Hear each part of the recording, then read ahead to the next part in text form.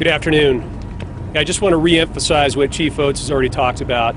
We've had a very tightly integrated investigative response.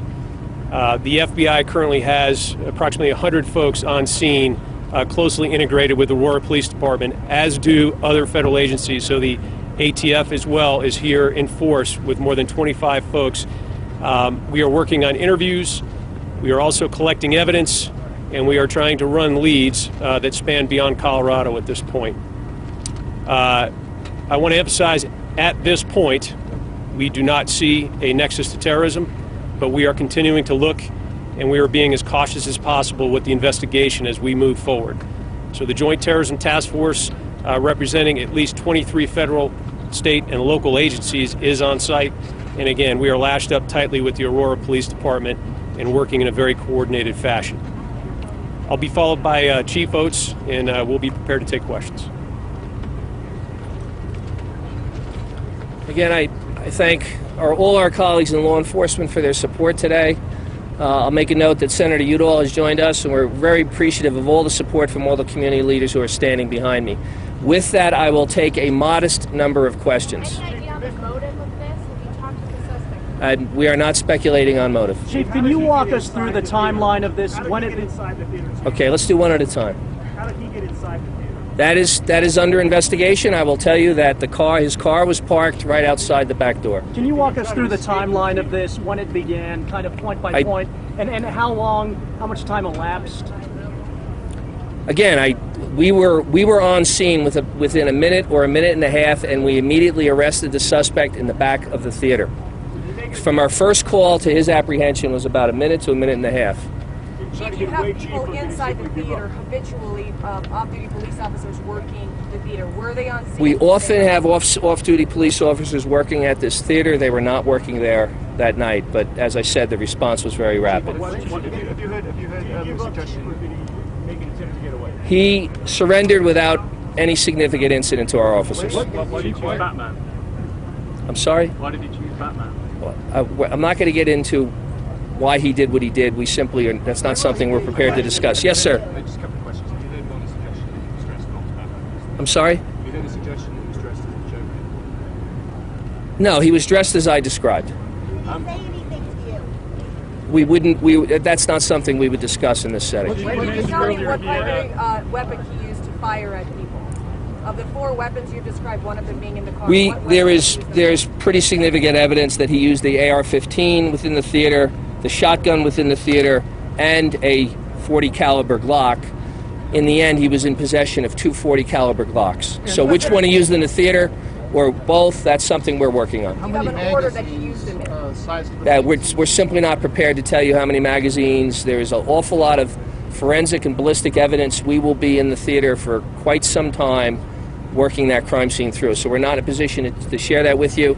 Chief, Ray Nelly in New York they changed some of their plans for this evening. He said on camera that the suspect said he was the Joker and had red hair, but he is cooperating with you. Can you comment on that? No, I can't. I will tell you that I received a phone call from the NYPD today.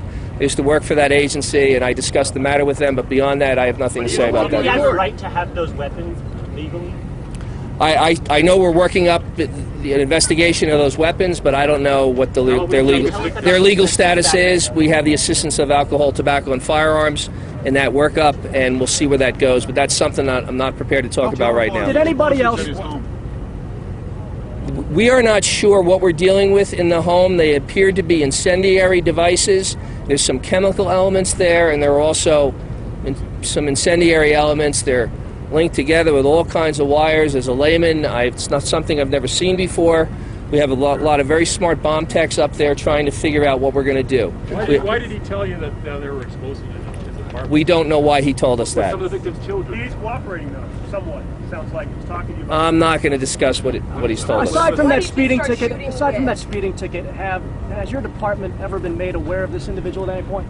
That's the extent of our contact with him. Anyone else? Yes. What did you start shooting with? Did you start shooting with an AR-15? If I knew that, I wouldn't tell it to you right now. Yes. Victims I'm sorry? Are there any foreign? We're not in a position to talk about the identity of victims. Let me talk a little bit about our handling of the victims. We obviously have a lot of work to do. We've mobilized at least 50 victim advocates to deal directly with the victims and their families. We set up a staging area for families at Gateway High School, which is right down the street, and that continues to be the staging area for victims. And obviously we ask that you give them some space and privacy. There are folks who are trying to locate loved ones. This is a very, very tough day for a whole lot of people. They've been through an awful lot, and we'd appreciate if you gave us some space. But we're not in a position to talk about any of the victims until all the victims are identified and all the family members are spoken to by us. So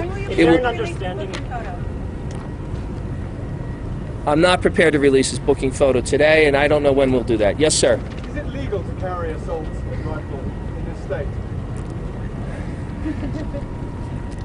I don't know the status of the legality of his possession of those weapons, and I'll leave it at that. Is there any evidence? All right. One more question. Yes, sir. Chief, we had a witness tell us that he saw a suspicious person in the front aisle that was lingering near the exit where the shooter came in. And I'm wondering if you've looked into that, because you said you believe he acted alone. So is that something you don't think played a part in allowing him to get in?